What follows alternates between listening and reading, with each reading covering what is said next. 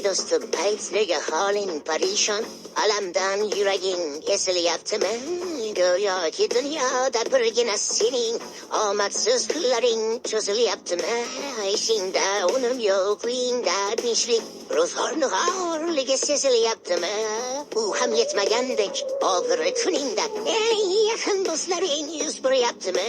Siqilma, mehmondir tanangda bu jon ham, ko'p uchrar yo'lingda yaxshi-yu yomon ham.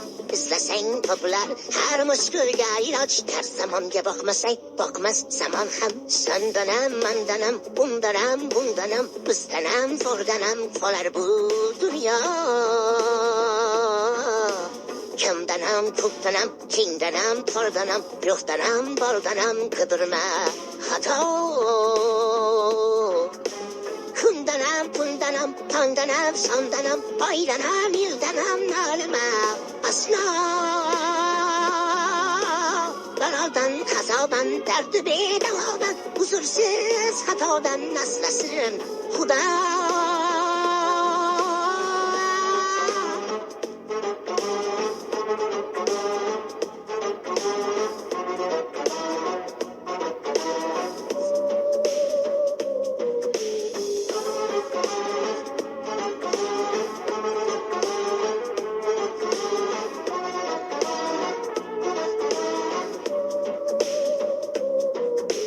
Birikem dünya bu sevdası şunday, bir kuni undayu bir kuni bunday.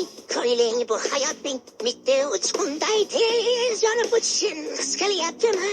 Qayg'uga berilma, kuyinma jura, o'ylanib o'tirma tur undan ko'ra. Sinovni bergandan chorasin so'ra, to'xtama toki yurak uryaptimi? Siqilma, mehmondir tanangda bu jon ham, ko'p uchrar yo'lingda yaxshi-yu yomon ham. İzlasang topilar har mushkulga iloj, gar zamonga boqmas zamon ham. Sandanam, mandanam, undanam, bundanam, bizdanam, zo'rdanam qolar bu dunyo.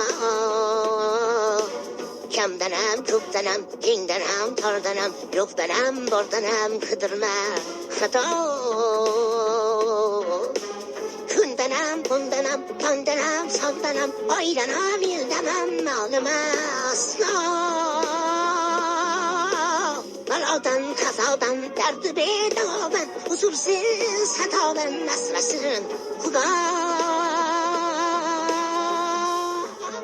Siqilma, ishlaring yurishmasa ham, do'stlaring yoningda turishmasa ham, kecha har so'zingga mushtoq kimsalar hatto qo'l uzatib ko'rishmasa ham, siqilma, hali zo'r kunlar keladi. Yo'qotganlaringning o'rni to'ladi. Buguncha boriga shukur qil.